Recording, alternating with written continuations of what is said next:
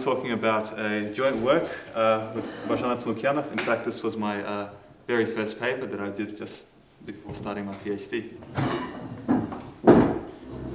One of the motivations to my research is the OD-IQFT correspondence. It also goes sometimes in the literature by the name ODIM. So the OD-IQFT correspondence is similar to the classical correspondence principle that a quantum mechanical system becomes a classical one when h bar goes to 0. However,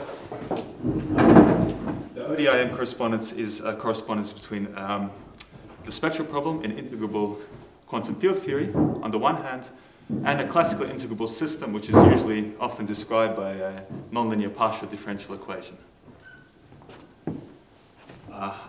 This is obviously quite powerful because we don't understand quantum field theory that well, so the problem can be solved. And so the OD-IQFT correspondence transfers it to a problem in classical analysis where we have a large number of numerical and analytic tools for its exact solution. I'll be describing a special case that we explored in our works, which on the one hand is the modified Sinch-Gordon equation, and on the other it's an integrable QFT that was formulated by Fateev in '96. So the plan of my talk is I'll first be describing where the modified Sinch-Gordon partial differential comes from, and it naturally arises in the description of constant mean curvature embeddings from the Riemann sphere to ADS3. And then I'll describe what the relation of all this is to the Fateev model. So some of you might be wondering why Fateev model, because usually a lot of the developments in integrable quantum field theory come from studying the Sinch-Gordon model, which is simpler. Well, it turns out that for the Fateev model, the OD-IQFT correspondence is a little bit more understood. And the reason is often the more sort of asymmetric situation is easier to understand mathematically. Things are less degenerate and more clear. The situation is similar to the ordinary hypergeometric equation and the confluent one. So the ordinary hypergeometric equation has 3 regular singular points, and it's easy to study it than the confluent one, which has an irregular singularity, even though the confluent one is obtained from the highest geometric one by a limiting procedure of taking 2 singularities to collide. That's one major motivation. And the second one is that the Fateev model turns out in a certain parameter regime to be dual to the 2-parameter deformation of the SE2 principal chiral field. The SE2 principal chiral field is an example of a nonlinear sigma model and displays many interesting strong coupling phenomena such as asymptotic freedom and dimensional transmutation. In fact, the study of integrable sigma models has a sort of long history that started with the works of Polyakov-Wigman and Fateev and Rishitikhin in the 80s. And it's a long project that we're continuing now in our latest paper with Sylvain and Jorg. And the reason is because of the potential applications of nonlinear sigma models, both to mathematical physics that I just talked about with the SU2, but also to condensed matter theory as a main theoretical approach to the study of disordered electronic systems. And also in high energy theory in the ADS-CFT correspondence, where in the planar limits, the nonlinear sigma models play an important role, and it could perhaps be used to complement other approaches that have been already developed and are very powerful. So consider a punctured Riemann sphere. Right? We assume that the metric, we equip the metric with we equip the sphere with a metric that's flat everywhere, except at the singularities, Z1, Z2, Z3, where we allow for conical singularities. So all the curvature is concentrated at these points. There exists a theorem in mathematics which states that this flat metric is unique up to homotopy, where rho squared here is the homotopy parameter, and A1, A2, and A3 are related to the angle excess at each of the conical singularities. It makes sense to also require that the sum of the AJs is equal to 2. In this case, the P of Z here transforms as a quadratic differential under Mobius transformations, and the points Z1, Z2, Z3 can be sent to any values you like, say 0, 1, and infinity.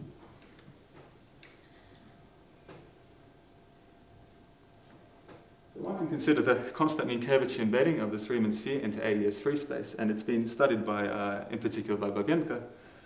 And it's known that it reduces to solving this modified Sinch-Gordon equation that also Babienko had. Where eta here is just what goes into the induced metric of the embedded surface.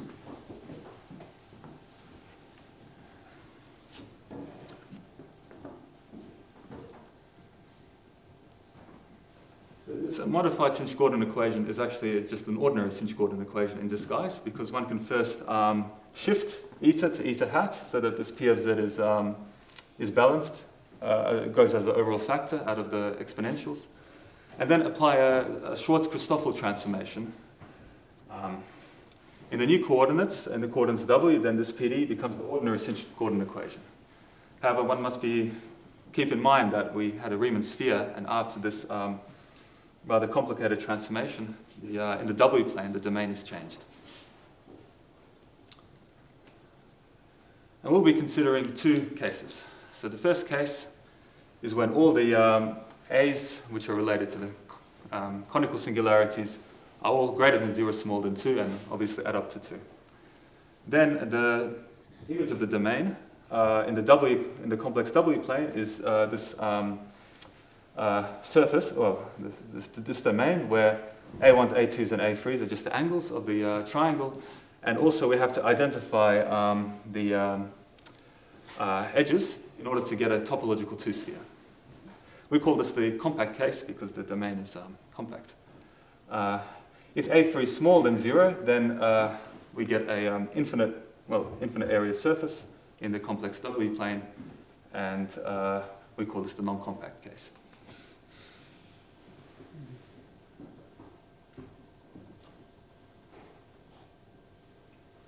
So this is a partial differential equation, and in general it will have infinitely many solutions. So in order to really specify a solution, we need to supplement it with some asymptotic conditions. So for the compact case, it's natural to require that the embedded surface also has conical singularities at the coordinates z equals zj. So these are conical singularities where mj is related to the angle excess. And at infinity, we want the solution to be regular. So we have this asymptotic when z goes to infinity. The mj's are actually real negative numbers that lie in some domain here. And this domain is chosen such that the singularities of the right-hand side of the modified Sinch-Gordon equation are integrable singularities. We also have the non-compact case when A3 is smaller than 0. Then when A3 is smaller than 0, this singularity Z3 becomes very severe, and you can no longer impose an asymptotic condition of this form. So the way we deal with it is we just send Z3 to infinity. We impose this condition on only the Z1 and Z2. And then for infinity, all we need to do is make sure this right-hand side goes to 0 as z goes to infinity. So we just impose that eta behaves as 1/2 log P of z so that the right-hand side vanishes.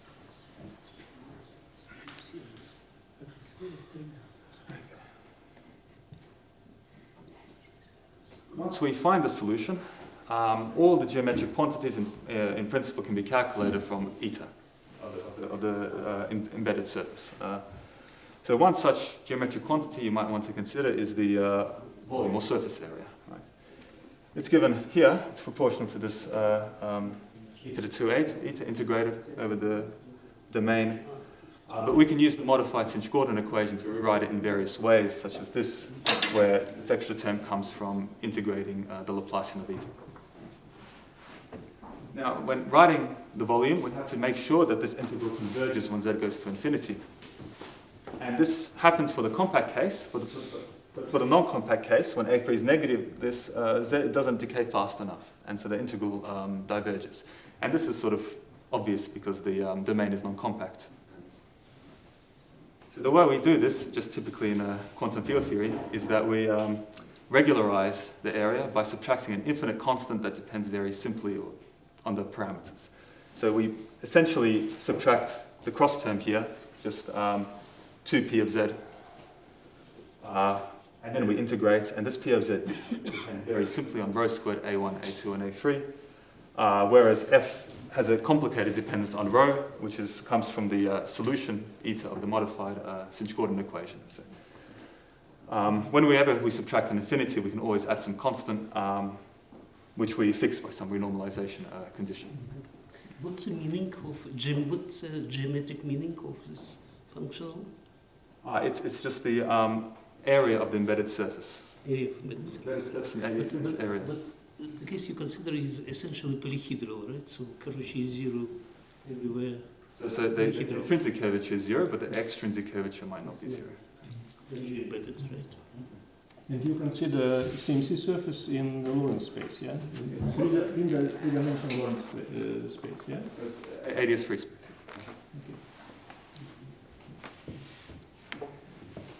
Excuse me, I don't understand. You have square root of modulo p. If you square it, you don't get p squared anywhere. You just get modulo p. There is something strange when you regularize the volume. I think you missed. I think I missed something. Let's have a look. 1/2 log p of z, right? So e to the 2 eta. This is probably, you're right, this is a typo, I think. It should be p of z. Yes. Without square root. Without square root, yes. It should cancel with asymptotic.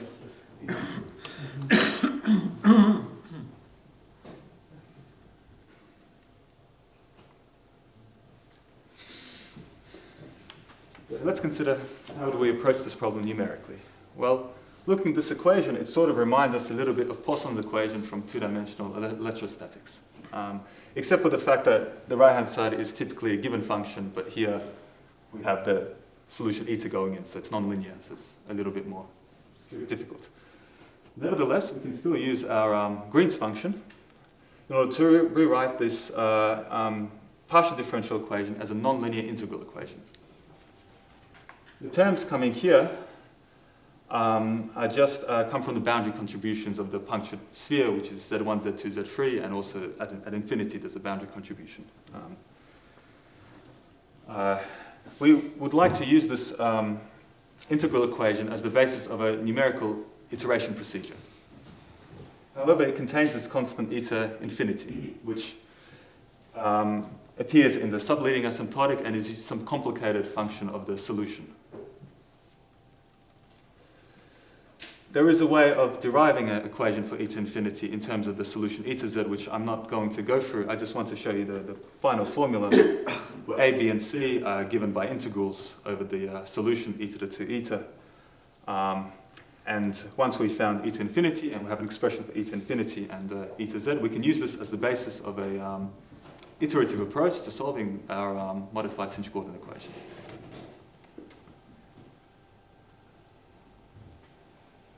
So obviously, when we put this on a Fortran computer, we can't code in the whole really complex plane with 3 punctures. So what we do is we cut out little pieces of radius epsilon outside these singular points, Z1, Z2, Z3, and we also integrate over up to some Z max. The contributions that we don't take into account, integrals over these little circles and integral over the rest of the complex plane, they go to 0 when Z max goes to infinity and Z1, Z2, Z3 go to 0. So we can just solve it, assuming epsilon is small. This is exaggerated. Epsilon is usually a lot smaller than this for any computation.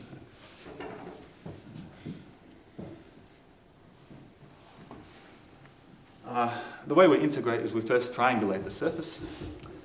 We use this GMSH, finite mesh generator, and then the integral is written just as a sum of triangles. 1/3 the area of the triangle times the average value of the function at the 3 vertices. And when one codes this in carefully, and there's a lot of technical work involved, one ends up, there's also another issue that the function, it generally blows up at these singular points, right? And so you need to find a mesh. And the way we deal with this is that at the nth step of the iteration, we just remesh the areas next to the singular points based on the growth of the function. this makes the computation more efficient. We just dynamically remesh every step. So yeah, once you do all this and you plug it into your computer, and we spent 2,000 computer hours solving this on a supercomputer, 2,000 CPIs, but this was to generate a lot of solutions, obviously, not just one. You get pictures like this here. For the compact case, we have 3 singularities. How do you obtain this picture? So minimize the functional, or We solve an integral equation. So we start with some initial approximation, and it's pretty insensitive, say. Then we plug it into the integral equation, and many times, iterate it over, and then eventually converges to this. So yeah, this is what it looks like. And for the non-compact case, the Z3 is at infinity, so you get a solution that looks similar to this one. And in order to demonstrate that it does decay correctly at infinity, I've plotted actually eta minus 1/2 log of p, and you see that it does go to 0 when z goes to infinity. So you prescribe 3 conical singularities, right? Yes. But also you can prescribe parabolic singularities, right? Parabolic means its angle is 0. And it goes to infinity. It's not conical, it's called parabolic singularity. You didn't do this, right? No. It's just a different choice of parameter, but essentially a very different case. Okay, yeah. It's Creating hyperbolic singularity. Or parabolic, sorry. You didn't do this. We fortunately didn't do this, but could be very interesting. Okay, let's continue. Let me ask a question here. Yeah? So, in principle, here you have, in your case of your St-Jordan equation, you have a convex variation principle, I think. Yeah. So A variation principle. Yeah. Is it? Okay. yeah. So you just write a Lagrangian for this St-Jordan equation, and then minimize it, and you have the boundary conditions at these 3 functions. So you have the asymptotics, and then. But you was different. Yeah. I guess we used a different approach, yes, integral equation approach. I'm not sure how effective this minimization. I mean, this is very good for our purposes. So it's convex, therefore it should be. We're physicists, so we think of electrostatics, and we do it this way.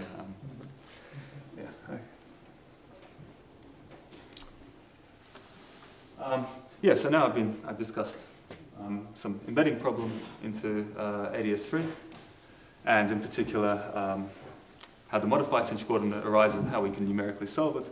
And up next I want to discuss what all this has to do with the Fateev model, integrable quantum field theory. So the Fateev model is an integrable affine type Toda theory. It's formulated in 1 + 1 dimensions. And the field content is 3 bosonic fields, phi 1, phi 2, phi 3. Here, mu sets the mass scale, and alpha 1, alpha 2, and alpha 3 are just the coupling constants. It turns out that if you put a constraint on these coupling constants, that the sum of their squares is equal to 1/2, the theory contains an infinite number of conservation laws labeled by the Lorentz spin, n is equal to 1, 2, 3, and so on. In the case of n equals 1, these conservation laws are just the usual conservation of stress energy momentum tensor. But I don't see it. Lagrangian is real or complex? Yes, it's a non-unit, it's complex, yes. It's complex. For alpha 1, alpha 2, alpha 3 is real, it's complex, yes. Is it okay? This is okay. Well, we're considering 2 domains. In one domain, it is non-unitary, and the other domain, we call this the symmetric regime, and the other, compact regime. In the other domain, it will be real. The Lagrangian will be real. If you take alpha 3 to be geometric. But yeah, this is not a typo. Okay, so yes, infinite number of conservation laws, and we'll consider the theory on the space-time cylinder, right? Where the x-coordinate is compactified to a radius, to the circumference of radius r, and then these continuity equations imply that these integrals here, they are conserved in time. They commute with the Hamiltonian. And furthermore, in integrability, we also assume that they commute amongst themselves. And the simplest, the Hamiltonian is, for instance, I1 plus I1 bar, and the momentum is I1 minus I1 bar. Right? Excuse me. But the action doesn't look real.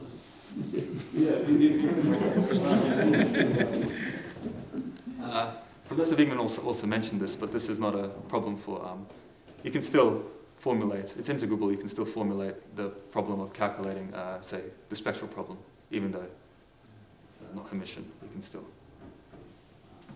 I mean, later talks, for instance, people will be talking about non-Hermitian spin chains, and they also, the fact that they're integrable means that there's no Jordan blocks, you can diagonalize them and study them.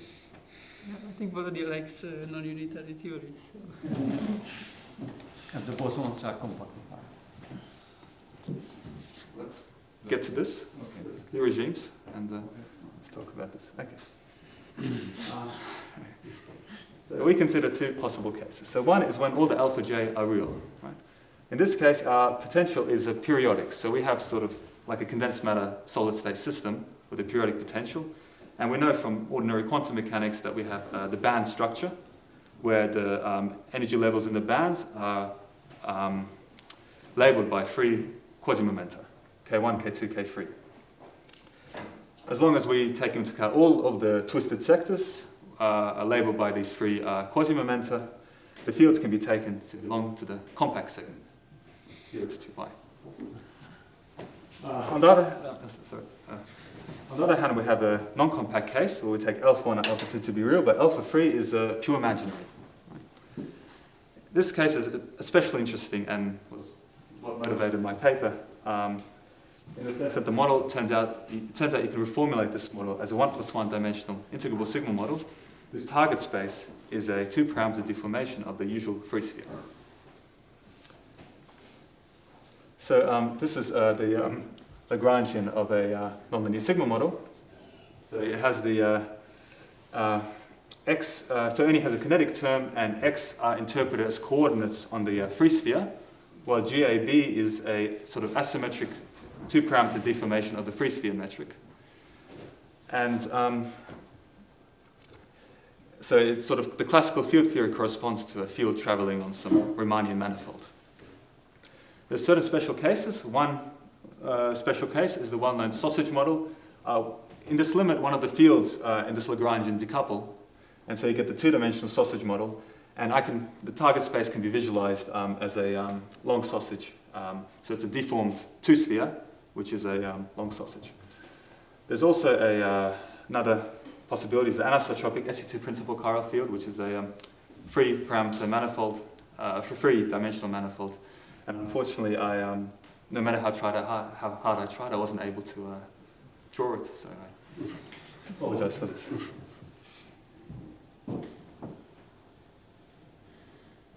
In this Fateev model, even if it's non-unitary or even if the action is complex, one can still consider the problem of computation of the in particular the spectrum or the vacuum energy in the twisted sectors of the field.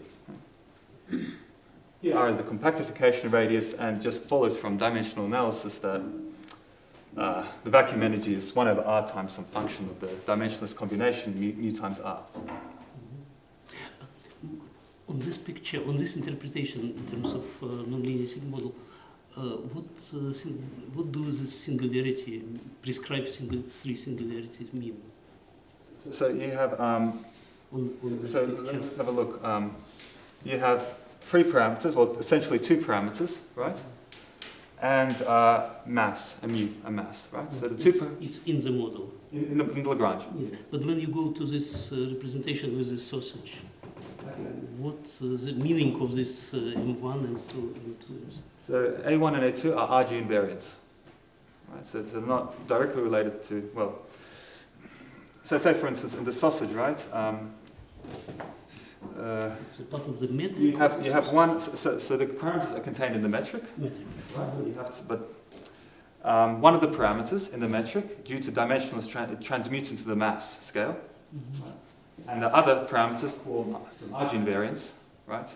And these are related to the alpha 1 and alpha 2, essentially, of the Fateev model. Okay. Yeah, so we have this quantum problem. And on the other hand, I described a classical problem just then of of embeddings in ADS3 and computing this surface area of the embedding. I've added these little constants here so that to satisfy a renormalization condition, which is just that the limit of f as rho goes to infinity is 0.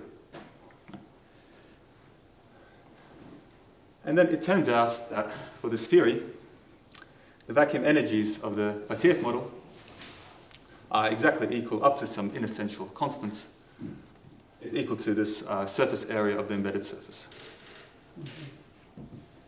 The identification is the following. The homotopy parameter of the embedded surface is just this dimensionless combination, essentially the 1 over the correlation length measured in units of 1 over the radius. Sorry. The AJs and the alpha Js are just simply related. And finally, the quasi-momenta correspond to these conical singularities Mj of the embedded surface. This works for the compact and non-compact case. In fact, in the earlier work, it was conjectured for the compact case. In our work, it's conjectured for the, we check it for the non-compact case. And the relation turns out to be exactly the same, provided f is regularized. And the fact that A3 is smaller than 0 corresponds to alpha 3 being pure imaginary. And the fact that we have 2 punctures in the complex plane and 1 at infinity corresponds to the fact that our twisted sectors are labeled only by 2 quasi-momenta because we lose one of the periodic directions, right, of phi 3.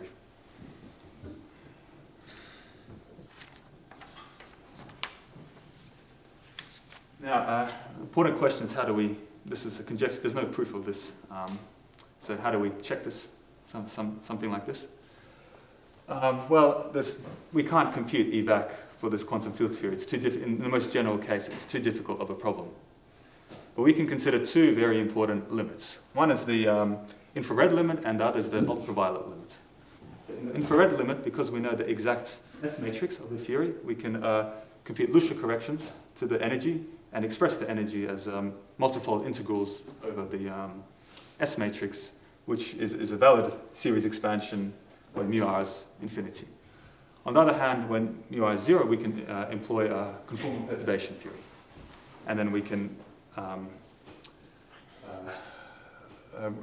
check that this works with our solution of the PDE. There's also a bunch of special cases that have been solved in the literature for k is equal to 0.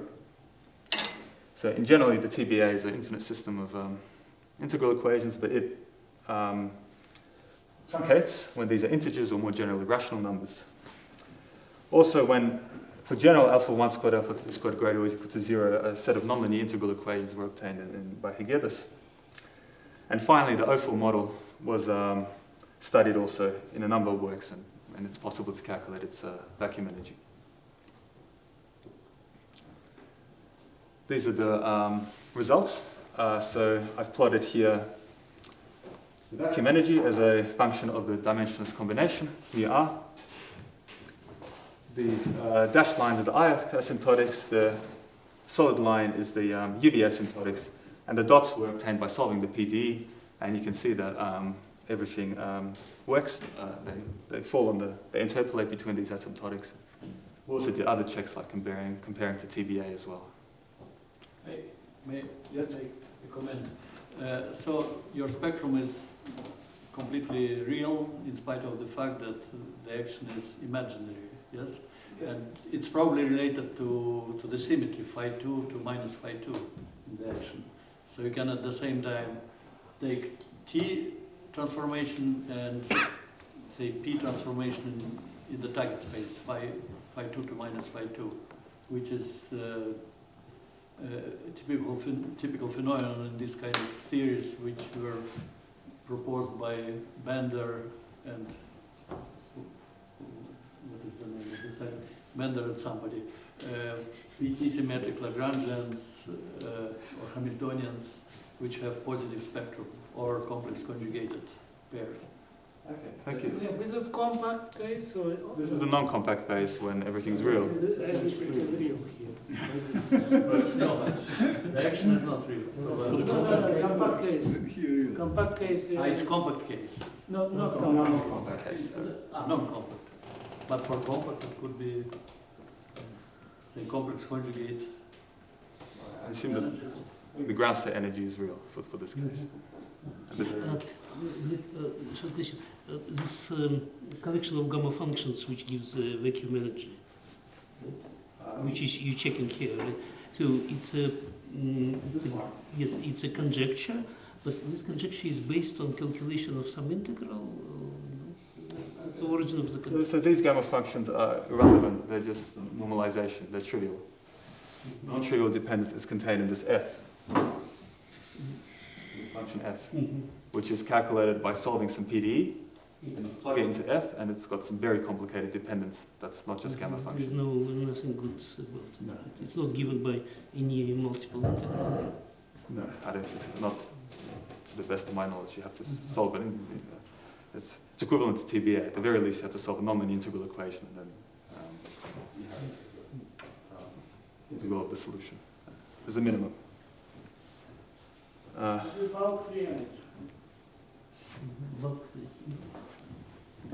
Okay, so this it seems to work.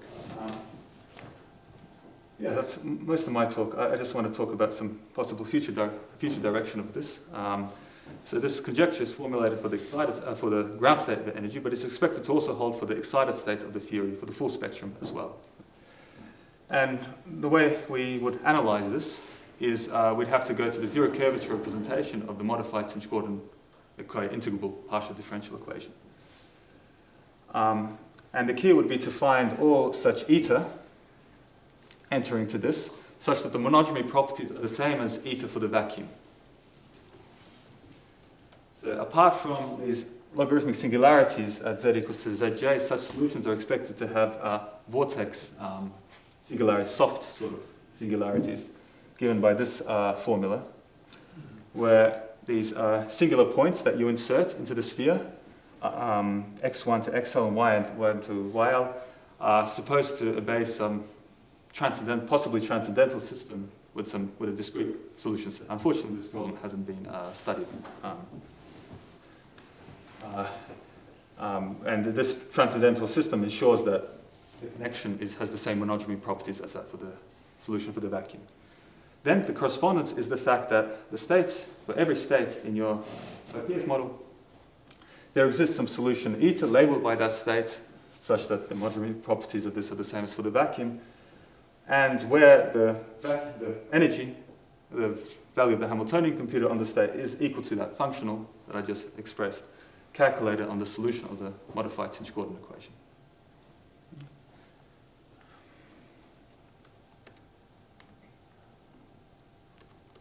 Okay, so now I come to my conclusion. It's a bit early, but okay.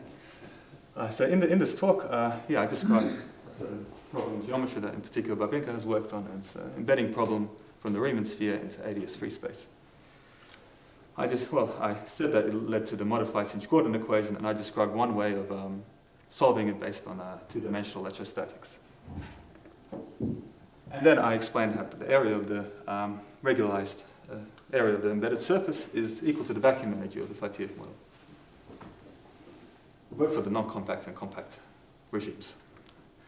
There's a number of interesting future directions. One would be the classification of all the solutions eta that satisfy this monogamy-free condition when they have these extra vortex singularities, and what their geometric interpretation would be in terms of surfaces if there is any. The classification of all these solutions eta could be difficult, but there's definitely one case where it is possible to do, and that's the Sinch-Gordon integrable quantum field theory, and there's a corresponding OD IQFT correspondence there.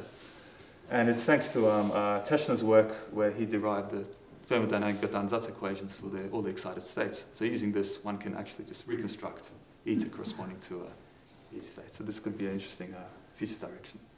Okay, thank you for your attention.